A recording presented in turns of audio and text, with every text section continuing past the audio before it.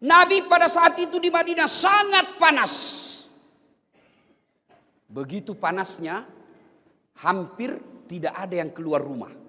Semua bernaung depan rumahnya, takut sengatan matahari. Tiba-tiba keluar rumah seorang manusia, berlari-lari kecil. Kenapa lari-lari kecil? Panas. Saya memang langsung ingat ini cerita. Saya dari masjid hotel, dari hotel saya nginap, itu tidak sampai 100 meter ke Masjid Nabawi, panasnya. Saya pun lari-lari. Ini sahabat juga lari-lari. Ternyata menuju ke masjid. Tak lain adalah Abu Bakar As-Siddiq. Selang beberapa saat, keluar lagi seorang manusia, juga berlari-lari kecil, takut juga sengatan matahari. Tak lain adalah Umar bin Khattab.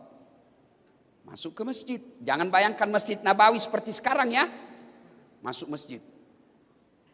Umar mengucapkan salam. Assalamualaikum warahmatullahi wabarakatuh. Ini salamnya orang Islam. Jangan kau reparasi. Jangan kau permak-permak. Ini ada mahasiswa saya turun dari mobil. Dia lihat saya langsung dia bilang, Ustaz, Assalamualaikum.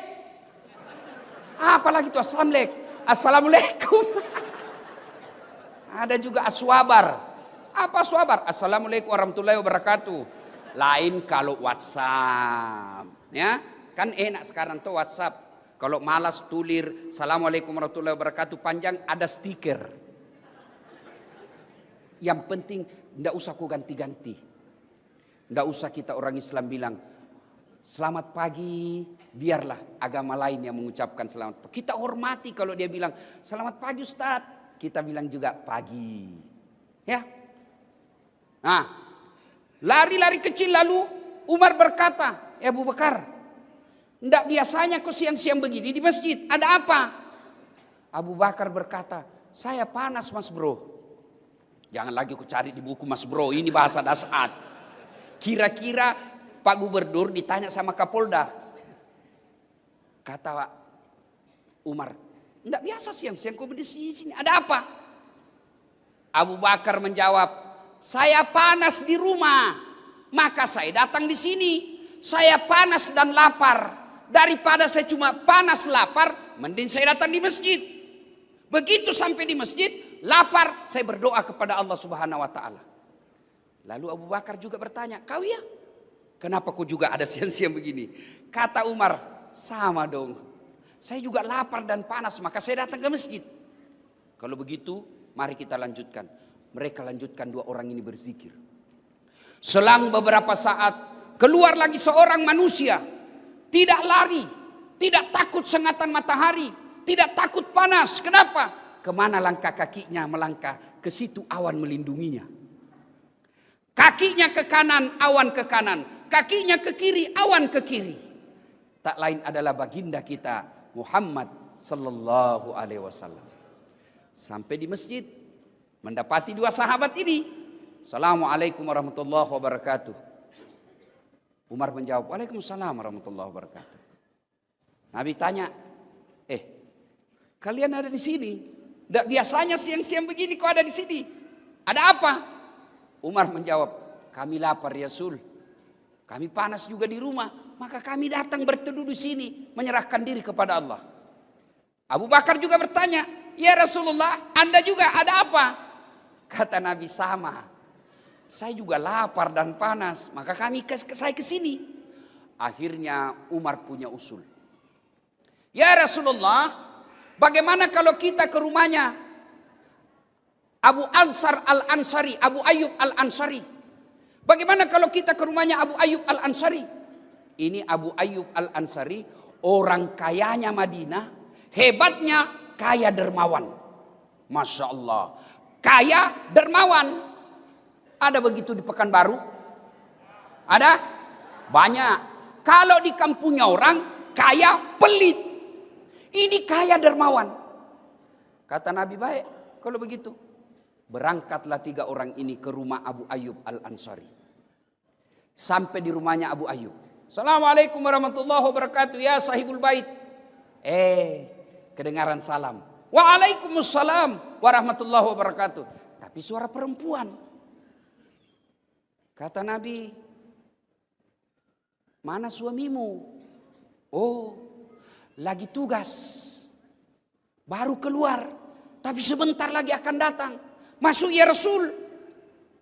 Bu, ibu. Oi. Pelajaran pertama. Kata Nabi, tidak boleh kami masuk di rumahmu tanpa izin suamimu. Nabi. Coba kurang apa amanahnya Nabi. Tapi apa kata Nabi? Tidak boleh saya masuk rumahmu tanpa izin suamimu. Ini yang banyak dilanggar ibu-ibu sekarang. Pergi suaminya kerja, dia telepon temannya. Hei, tunggu saya di mall. Kau jemput saya, suamimu aman. Ya kalau dia keluar, kalau dia masuk ke rumahnya, dia telepon teman kuliahnya, aman mas, sudah pergi. Ngeri, hati-hati.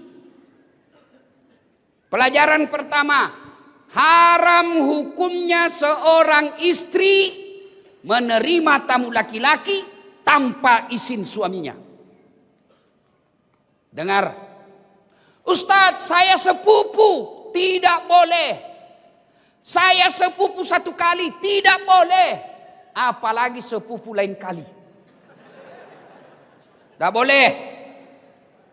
Perselingkuhan sekarang yang mengancam rumah tangga kita. Bermula dari apa? Medsos. Curhat. Kesepian banget.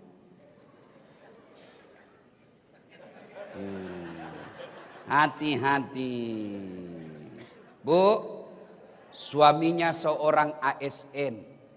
Ditugaskan gubernur ke Jakarta pendidikan 1 minggu. Istrinya mulai update status. Kesepian banget. Oh, langsung disleding temannya. Boleh juga tuh diganti. Berawal dari canda. Maka jangan curhat di medsos. Bertengkar suami jangan curhat di medsos. Ini rajin betul bermedsos. Baru bangun medsos. Bagus kalau statusnya doa. Bagus kalau statusnya amar ma'ruf nahi mungkar. Ini statusnya pertengkaran rumah tangganya. Andai ku tahu kau begini, tak ku terima lamaranmu. Apalagi tak ku terima nasodu 2 anakmu. Lanjut kisah. Lalu Nabi berkata, kita tunggu suamimu deh. Datanglah suaminya. Gembira. Wih, alhamdulillah, alhamdulillah. Kami kedatangan ya Rasulullah. Senang betul Abu Ayyub Al-Ansari. Begini orang Islam. Senang didatangi ulama. Saudaraku, bumi lancang kuning. Kalau kalian didatangi imam masjid, didatangi pengurus masjid yang bawa map, jangan kau kasih tahu anakmu. Kasih tahu Ustadz, bapak lagi keluar. Ini datang takmir masjid bawa amplop. Langsung les sumbangan. Jangan. Kalau tidak punya duit untuk menyumbang pembangunan masjid, sumbanglah dengan kata-kata dan akhlak yang mulia. Sahabat Abu Ayyub Al-Ansari, pengusaha, orang kaya di Madinah, didatangi Nabi, para sahabat, beliau senang. Saudaraku didatangi ulama, senang kalian. Jangan malah datang ulama kau tidak hormati. Kau lebih hormat sama Kapolda daripada imam masjid. Kapolda ada pensiunnya men. Beliau bintang 2, bintang 3, pasti pensiun. Ya. Maka hormati ulamamu. Saya tanya saudaraku, kalian bisa paham halal haram dari ulama atau dari pejabat? Kalian tahu rukun-rukun Islam dari ulama atau dari pejabat? Kalian tahu rukun-rukun sholat dari ulama atau dari artis? Nah, kenapa sekarang kalian lebih hormat sama artis daripada sama ustadz? Kalau artis datang, Masya Allah, dikasih pesawat bintang bisnis, bertiga dia, dijemput pakai pengawalan tentara polisi, kasih hotel bintang 5, sampai di lokasi apa dia bawa itu artis, alamat palsu, kelihatan dadanya, kelihatan pahanya, enggak juga dikasih pegang kita pak, begini saja,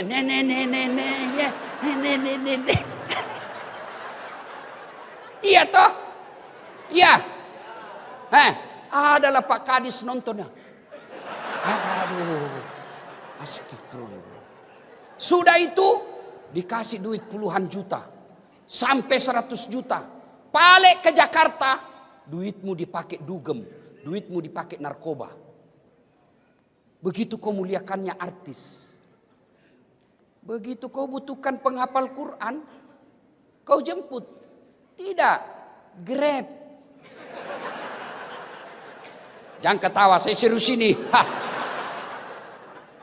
Datanglah kasihan Pak Ustadz, dijemput pakai motor. Motor tua pula. Nggak ada stang kakinya satu di belakang. Karena gerimis. Satu mantel berdua. La haula wala. Pak Ustadz bilang, masih lama dek, lagi 4 tikungan Ustadz. Basalah kita dari bawah air, dari atas air. Sampai di rumah disuruh kita hafsi. Baca doa 1 jam. Sampai ketek pun basah. Sallallahu ala Muhammad. Sallallahu alaihi wasallam. 1 jam. Dia tinggalkan tokonya. Dia tinggalkan pekerjaannya. Dia tinggalkan keluarganya. Karena menghormati jemputan umat. Dia datang kasihan. 1 jam dia bacakan doa. Dia salawati rumah kita supaya jin dan iblis lari. Begitu mau pulang. Ini pastor. Kenapa kau sembunyi? Nah, bukan uang korupsi ini. Masih baik pak kalau di amplop. Dia kucat-kucat pak. Dikasih 50.000. Dia lihat suaminya. Berapa kau kasih Pak Ustadz? 50.000 pak. Masa cuma 50.000 kau kasih? Apa kata istrinya? Ya sudah, tambah pisang 2 sisir di situ. La haula wala quwata illa billah. Begitukah pejabat-pejabat di Riau? Tidak. Karena kalau begitu tidak mungkin saya datang lagi di sini. Mari saudaraku muliakan ulama. Jangan kau tuduh ulama sebagai teroris. Mana ada senjatanya ulama, kasihan. Katanya ajarannya nanti merongrong negara. La haula wala quwata illa billah. Nah kita ini diajak saja kepada kebaikan, belum tentu dia mau ikut.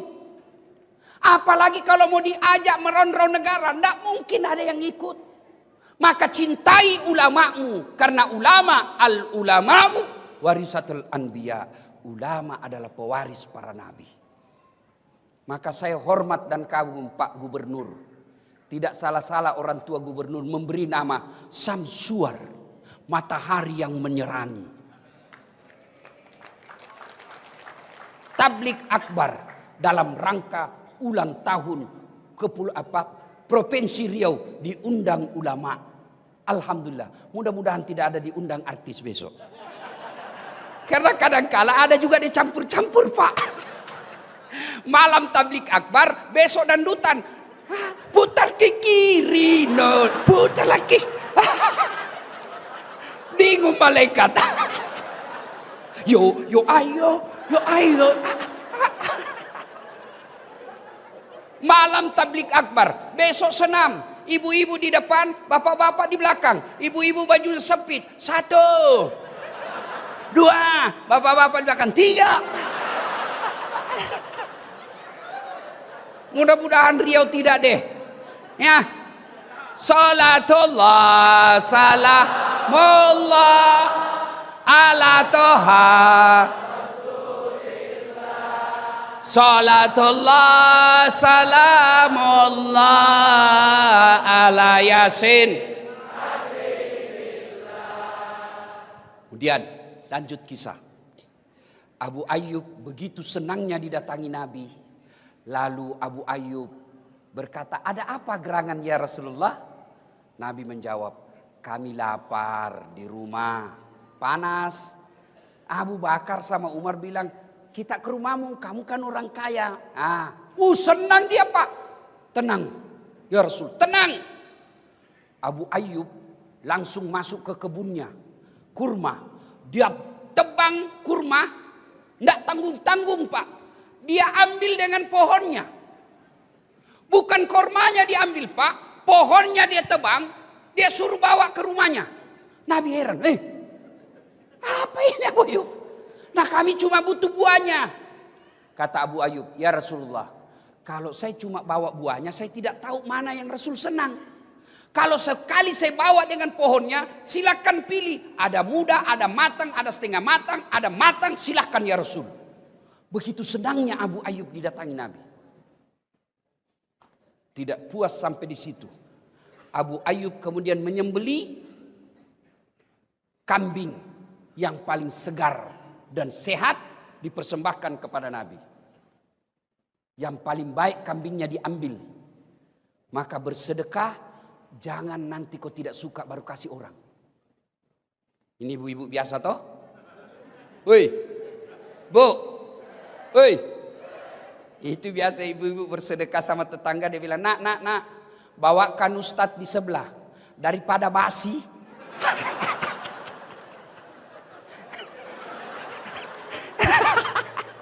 Nanti mau basi baru diingat ustadz. Yang bener aja bu. Ibu mau kalau kami mancret.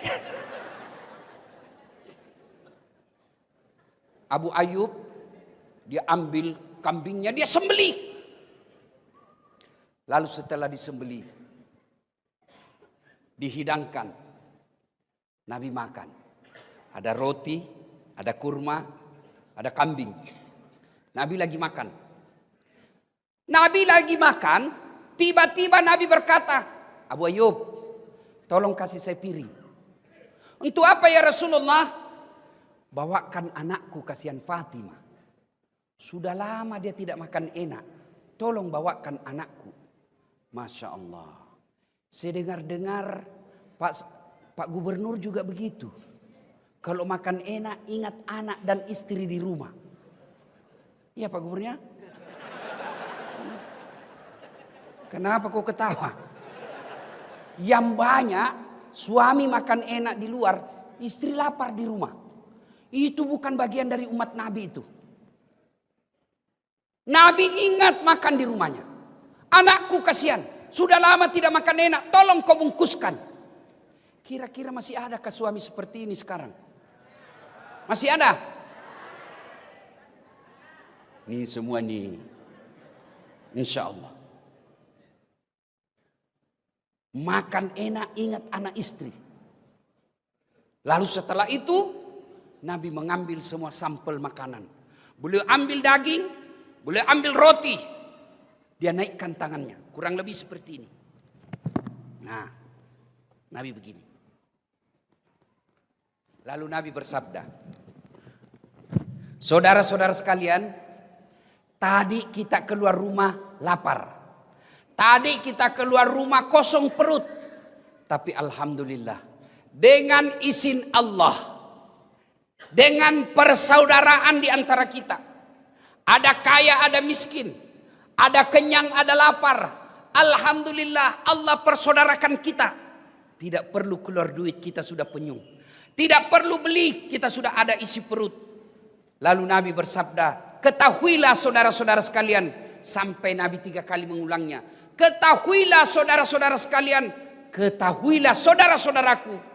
Semua yang masuk di lehermu, lewat di tenggorokanmu, masuk ke perutmu, tak setetes pun yang lepas dari tanggung jawabmu nanti di akhirat. Semua nikmat yang masuk di lehermu akan dimintai tanggung jawabnya. Kemudian